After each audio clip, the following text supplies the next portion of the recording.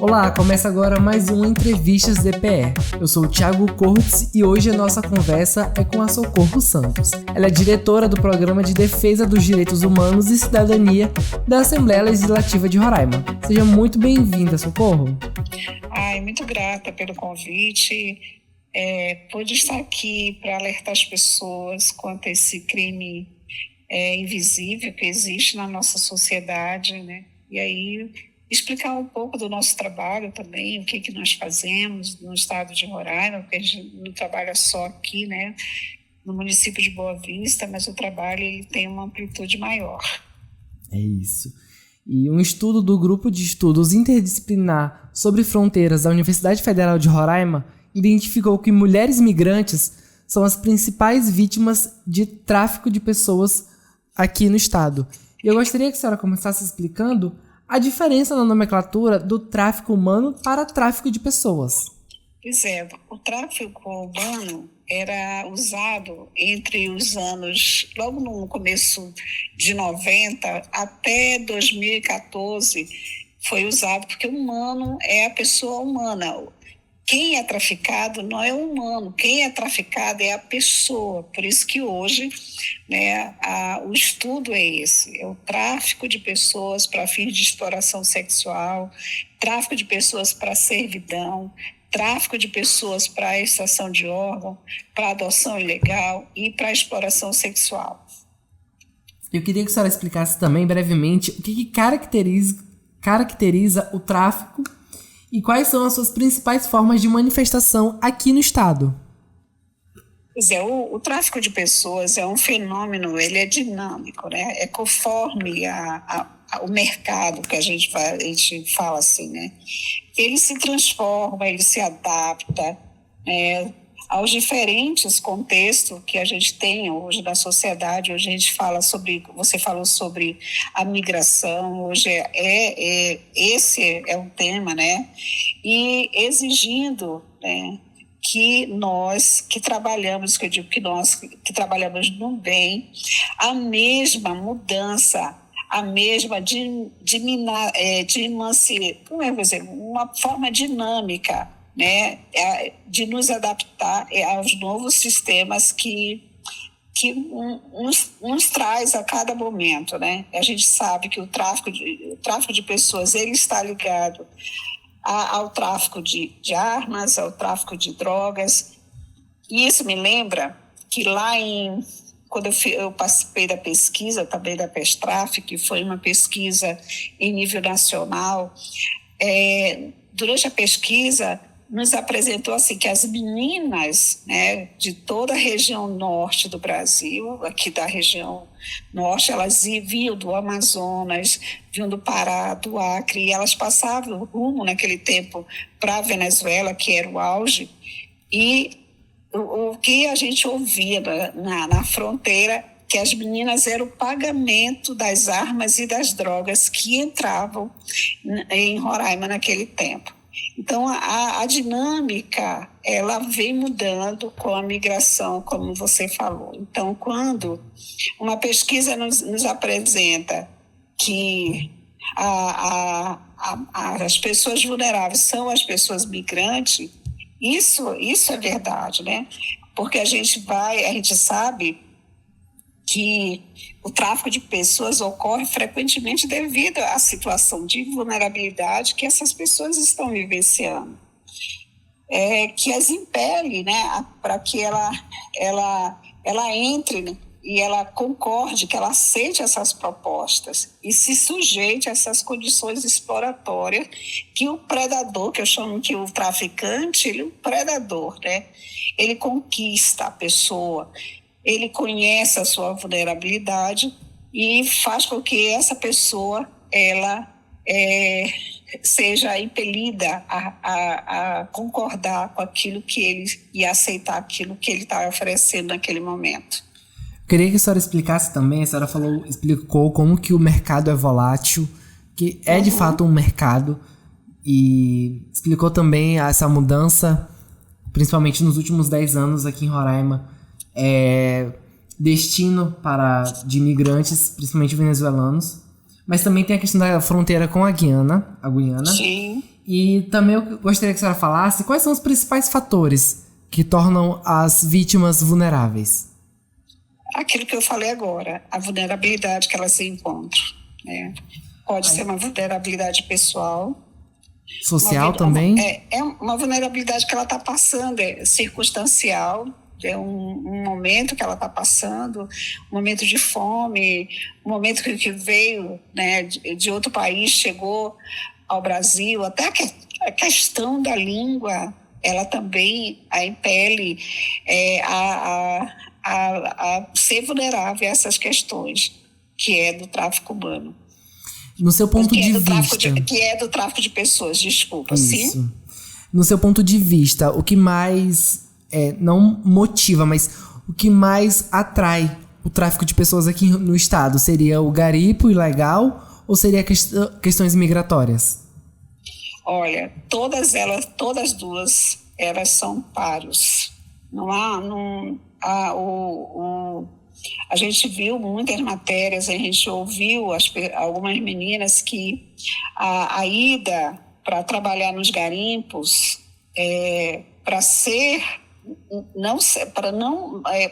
não para prostituição. Algumas foram para prostituição e quando chegaram lá ficaram em cárcere privado. É outra questão. Então você vai para o garimpo para ser prostituta, mas você não vai para o garimpo para ficar em cárcere privado. Isso é tráfico de pessoas. Então, a exploração sexual, o tráfico de pessoas, ele caracteriza porque ele trata as pessoas como mercadoria, como coisificação, fazendo com que a pessoa seja nada, né? Seja peça de prateleira. Um objeto mesmo, né? Um objeto, isso, um objeto. E aí, o nosso trabalho lá no Programa de Direitos Humanos da Assembleia Legislativa, dentro do Centro de Promoção e Atendimento às Vítimas de Tráfico de Pessoas, é trabalhar essa questão da prevenção, como traz a Lei 13.344, que ela tem nortes para ser trabalhado. Então, a prevenção através do projeto Educar e Prevenir. Trabalhamos a rede que vai trabalhar a proteção, que vai fazer o atendimento, que vai fazer a escuta, desde o juiz até ao CREAS, ao CA, as políticas públicas, o sistema de segurança, o sistema de justiça integrado. A gente lançou um projeto no começo do ano, um projeto piloto, juntamente com a OIM e a Rede Um Grito pela Vida, que é uma rede que trabalha, que é ligada ao Papa e trabalha essas questões no mundo inteiro, que é de tráfico de pessoas, e faz com que esse projeto, que é o Prevenção Sem Fronteiras, que o projeto piloto a gente lançou lá em Rorainópolis, capacitou, mapeou a rede, formou um grupo de trabalho, GT, e agora a gente está trabalhando o fluxo de atendimento dentro de Rorainópolis. Então, é um trabalho que a Assembleia faz, não só de informação através da mídia, como você está fazendo agora conosco, mas também de orientação aonde é de direito, onde esse trabalho possa fazer diferença e possa alertar as pessoas que o crime de tráfico de pessoas, ele existe no nosso estado e ele precisa ser enfrentado, ele precisa ser combatido. É assim, mas como combater o inimigo que, ao meu ver, ele é invisível? Porque assim, se uma pessoa está em cárcere privado, eu não estou vendo essa pessoa, então eu não tenho conhecimento. Como lutar contra esse inimigo? Hoje mesmo a gente esteve lá com a doutora Darlinda, né, que é a diretora dos delegados todos, né, aqui do estado. E a gente conversou sobre essa questão da intervenção. Nós temos como ponto focais a Polícia Rodoviária Federal, que a gente faz um trabalho ao longo da BR. com a Polícia Federal, com a Polícia Rodoviária Federal, e temos um trabalho também com a Polícia Federal. O enfrentamento, o combate, vamos dizer assim, o combate dessa questão de segurança, né, que é a parte de enfrentar, de combater esse trabalho, a gente capacitando também a rede dos delegados, que eles tenham informação dessa lei, que eles possam ter, quando um caso chegar em todas essas delegacias que a gente falou agora, seja ela qual for, que os delegados estejam atentos e vejam entre linhas, porque nem todo mundo vai dizer para a pessoa assim, eu fui enganada, fui levada, fui trancafiada, sofri todos os tipos de violação do meu direito contra a minha dignidade e eu estou aqui para fazer uma denúncia, né? Então, ele vai, muitas vezes essa pessoa vai chegar dizendo outras coisas e você tem que estar atento. Entre as linhas que as pessoas estão falando, existe um segredo que é delas. E você tem que estar alerta para isso. E trazer esse novelo e ir desatando esse novelo até que você possa ter os casos com mais explicação depois da sua frente. É assim que a gente trabalha. Às vezes, a gente já chegou numa organização internacional que tinha um grupo como é que fala? Que eles se transformavam. E eles já tinham se apresentado em vários países. Pessoas drags? Drags. Eles eram 5 drags. E eles foram trazidos por uma agência daqui para trabalhar numa dessas produções. Só que quando chegou aqui, não era nada disso. Eles queriam que eles fossem ali para frente do Passarão fazer programas. E eles não aceitaram. E aí eles começaram a apanhar dessas pessoas. E aí eles foram para uma organização internacional, contaram a gente tinha acabado de falar, de dar capacitação para esse grupo, e eles conseguiram identificar que aqueles 5 trans,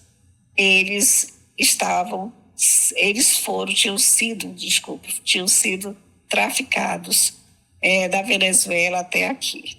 Então, todos eles não eram da Venezuela, todos eles pertenciam ao Panamá e várias outras nacionalidades. Eu lembro bem desse do Panamá, porque ele foi o que mais sofreu, porque ele teve que ir para a rua para se prostituir, para trazer, porque os outros não aceitaram, mas ele foi para ajudar os outros colegas. Então, os outros amigos. Foi, assim, um momento de muita construção para a gente, também aprendizado, né, nesse novo sistema, porque é aquilo que eu te falo, há uma dinâmica que vai se mudando. No tempo que eu comecei a trabalhar, o primeiro caso de tráfico de pessoas, Olá, começa agora mais um Entrevistas DPE. Eu sou o Thiago Cortes e hoje a nossa conversa é com a Socorro Santos. Ela é diretora do Programa de Defesa dos Direitos Humanos e Cidadania da Assembleia Legislativa de Roraima. Seja muito bem-vinda, Socorro. Muito grata pelo convite.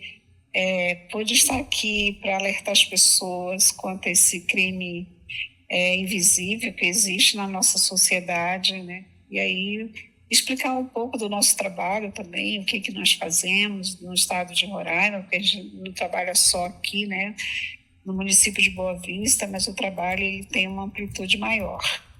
É isso.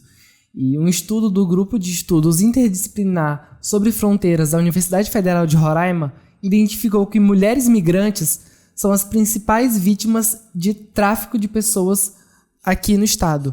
E eu gostaria que a senhora começasse explicando a diferença na nomenclatura do tráfico humano para tráfico de pessoas.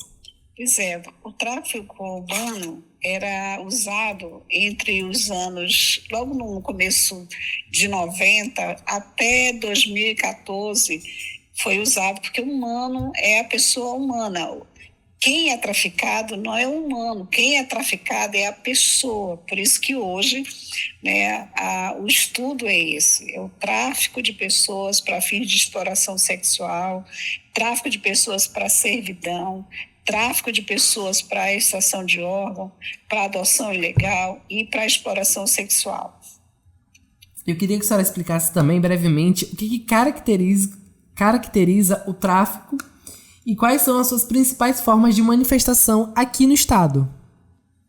Pois é, o tráfico de pessoas é um fenômeno, ele é dinâmico, né? É conforme o mercado que a gente fala assim, né? Ele se transforma, ele se adapta, né, aos diferentes contextos que a gente tem hoje na sociedade. Hoje a gente fala sobre, você falou sobre a migração, hoje esse é um tema, né? E exigindo, né, que nós que trabalhamos, que eu digo que nós que trabalhamos no bem, a mesma mudança, a mesma como é que dizer, uma forma dinâmica, né, de nos adaptar aos novos sistemas que nos traz a cada momento, né? A gente sabe que o tráfico de pessoas, ele está ligado ao tráfico de armas, ao tráfico de drogas. E isso me lembra que quando eu participei da pesquisa também da PESTRAF, que foi uma pesquisa em nível nacional, durante a pesquisa nos apresentou assim que as meninas, né, de toda a região norte do Brasil, aqui da região norte, elas vinham do Amazonas, vinham do Pará, do Acre, e elas passavam rumo naquele tempo para a Venezuela, que era o auge, e o que a gente ouvia na fronteira, que as meninas eram o pagamento das armas e das drogas que entravam em Roraima naquele tempo. Então, a dinâmica, ela vem mudando com a migração, como você falou. Então, quando uma pesquisa nos apresenta que as pessoas vulneráveis são as pessoas migrantes, isso é verdade, né? Porque a gente sabe que o tráfico de pessoas ocorre frequentemente devido à situação de vulnerabilidade que essas pessoas estão vivenciando, que as impele, né, para que ela entre, né, e ela concorde, que ela aceite essas propostas e se sujeite a essas condições exploratórias que o predador, que eu chamo que o traficante, ele é um predador, né? Ele conquista a pessoa, ele conhece a sua vulnerabilidade e faz com que essa pessoa ela seja impelida a concordar com aquilo que ele e aceitar aquilo que ele está oferecendo naquele momento. Queria que a senhora explicasse também, a senhora explicou como que o mercado é volátil, que é de fato um mercado, e explicou também essa mudança, principalmente nos últimos 10 anos aqui em Roraima, destino de imigrantes, principalmente venezuelanos, mas também tem a questão da fronteira com a Guiana. Sim. E também eu gostaria que a senhora falasse quais são os principais fatores que tornam as vítimas vulneráveis. Aquilo que eu falei agora, a vulnerabilidade que elas se encontram, né? Pode ser uma vulnerabilidade pessoal. Social também?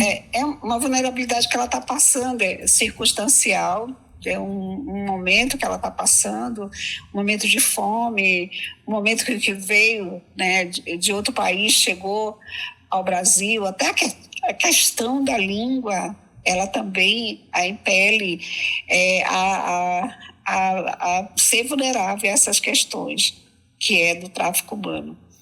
No seu ponto de vista... Que é do tráfico de pessoas, desculpa. Isso. Sim?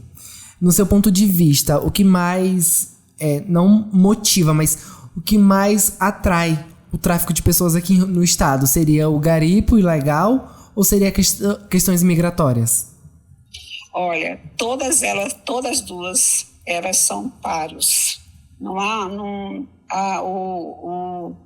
A gente viu muitas matérias, a gente ouviu algumas meninas que a ida para trabalhar nos garimpos para ser não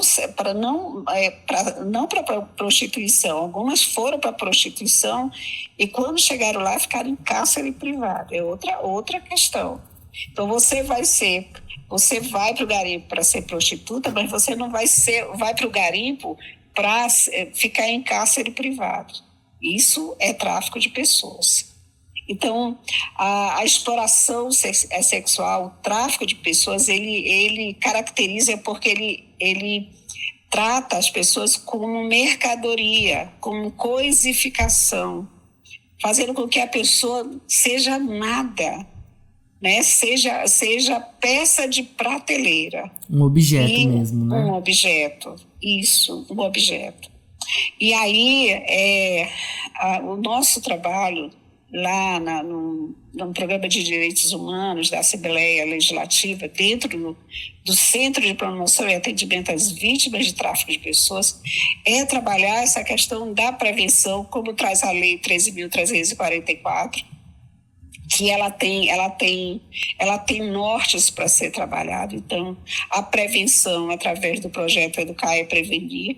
Trabalhamos a rede que vai trabalhar a proteção, que vai fazer o atendimento, que vai fazer a escuta, desde o juiz até ao CREAS, ao CAR, as políticas públicas, o sistema de segurança, o sistema de justiça integrada. A gente lançou um projeto no começo do ano, um projeto piloto, juntamente com a OIM e a Rede Um Grito pela Vida, que é uma rede que trabalha, que é ligada ao Papa e trabalha essas questões no mundo inteiro, que é de tráfico de pessoas, e faz com que esse projeto, que é o Prevenção Sem Fronteiras, que o projeto piloto a gente lançou lá em Rorainópolis, descapacitou, mapeou a rede, formou um grupo de trabalho, GT, e agora a gente está trabalhando o fluxo de atendimento dentro de Rorainópolis.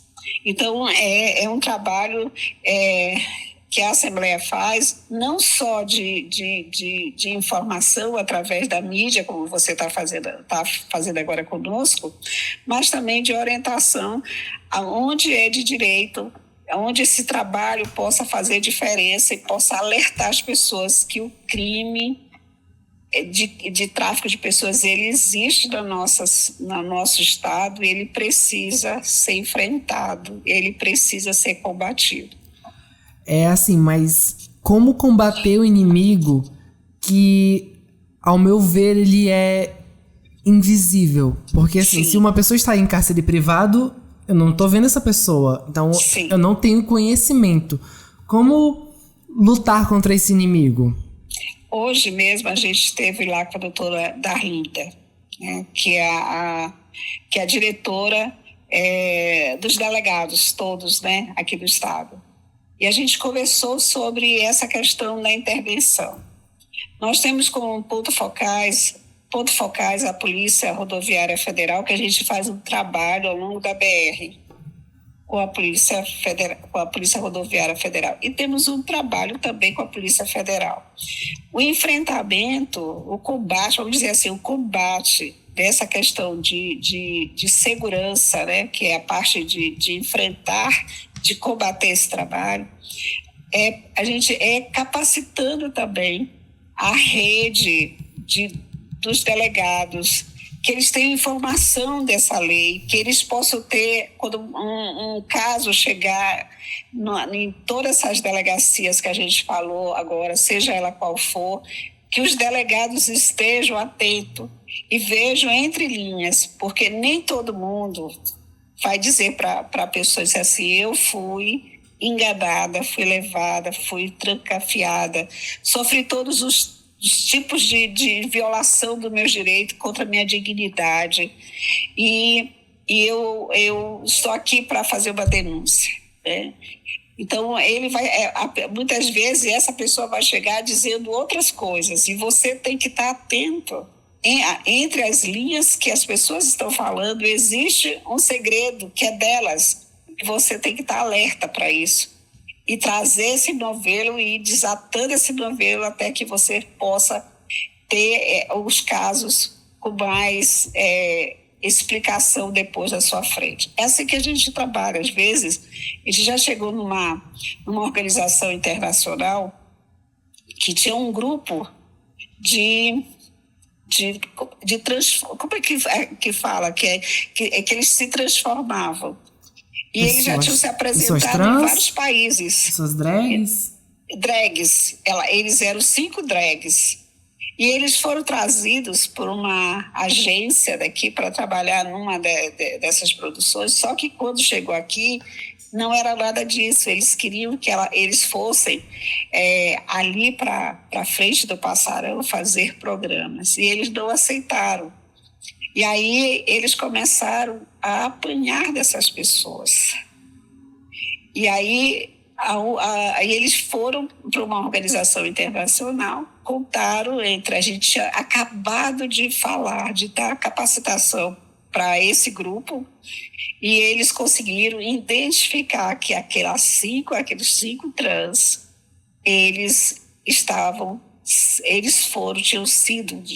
tinham sido traficados da Venezuela até aqui.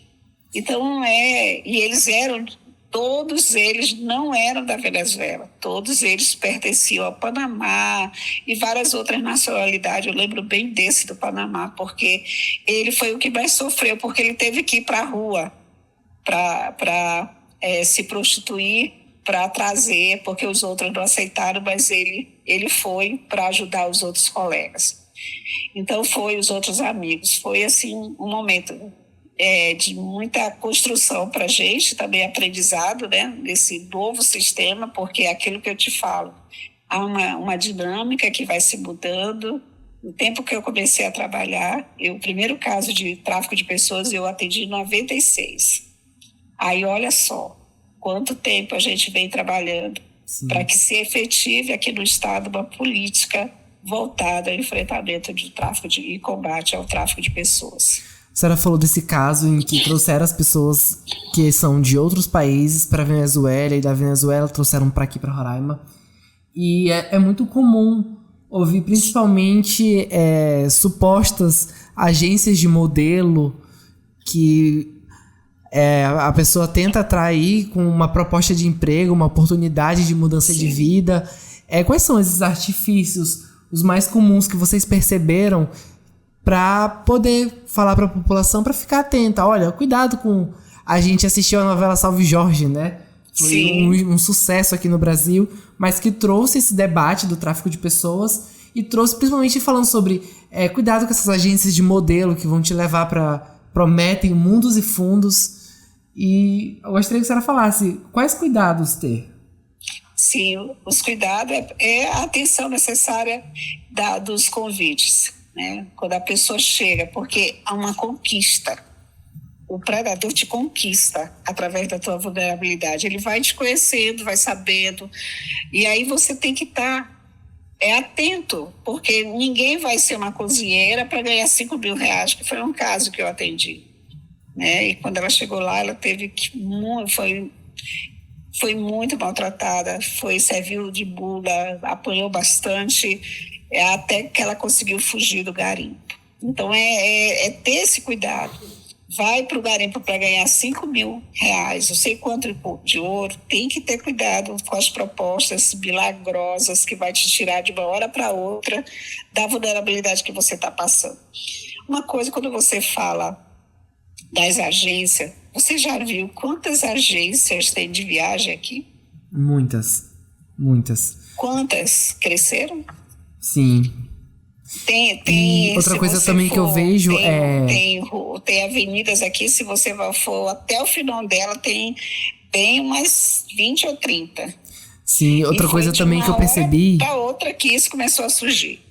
Então, a conquista, a gente soube agora de 40 sírios que foram presos aí na fronteira, né, da Venezuela, mas a gente já ouviu também pessoas que são trazidas pela fronteira, né, do Bonfim. Então, de Rorainópolis, né, a fronteira interestadual. Então, a gente tem que ter esse cuidado, prestar atenção no que a gente compra a viagem para levar uma pessoa nossa até a certo ponto, ter esses cuidados todos. Ontem eu fui entrevistada pela TV universitária, estava a professora Márcia falando da pesquisa, né, que ela lançou na Universidade Federal. E ela contou um caso que eu achei assim, de uma criança que a mãe, ela estava em Curitiba e a criança estava lá na Venezuela. E ela contratou uma agência de viagem e a agência trouxe a criança, só que trouxe a criança até aqui na rodoviária. Quando chegou na rodoviária, todo mundo desceu. E a criança também ficou por lá. E a família pagou $10 mil para pegar a criança da Venezuela e levar a criança até onde? Até Curitiba. O menino passou 4 meses perambulando na frente da rodoviária, porque todo mundo pensava que ele era de alguma família, porque ele se encostava, entrava, ia para o Petric, ia para isso, até que conseguiram identificar.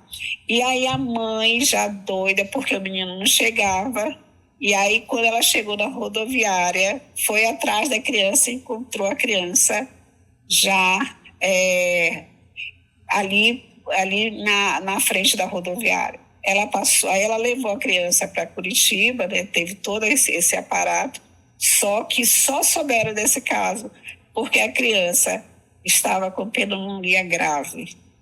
Então, para você ver que o quanto, né, a gente ainda é vulnerável quando as pessoas são cooptadas por essas agências e quantas pessoas são enganadas ainda através dessa sensibilização, eu digo que o mal tem tempo.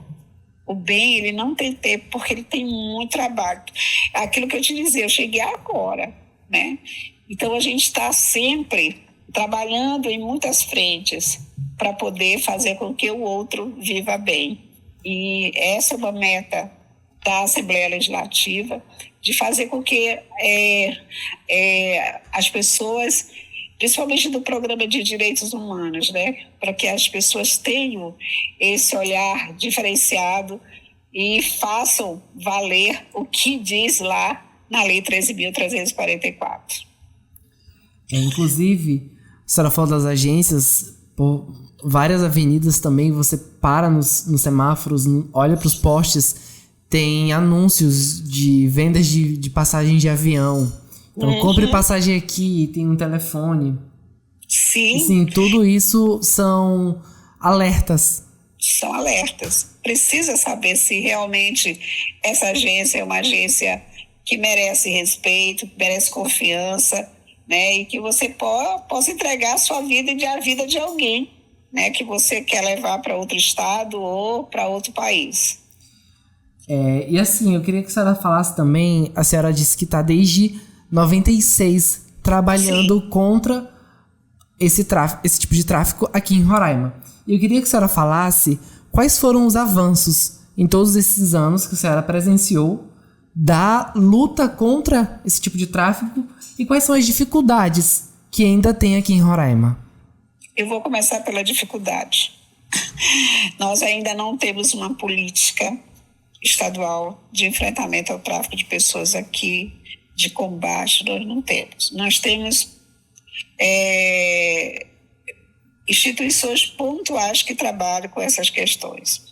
Aqui em Roraima nós temos a rede que é exitosa, a Rede Um Grito pela Vida, que trabalha, a OIM, que é a Organização Internacional de Migração, nós temos um trabalho lá que o Felipe faz muito bem, a Polícia Rodoviária Federal, que é uma partícipe, a gente já fez vários eventos e que eles vão na frente, eles fazem, como eles dizem, o baculejo, e depois a gente entra para atender as meninas, as crianças, os adolescentes que estão ali naquela área. Nós temos um trabalho muito forte com a Polícia Rodoviária Federal.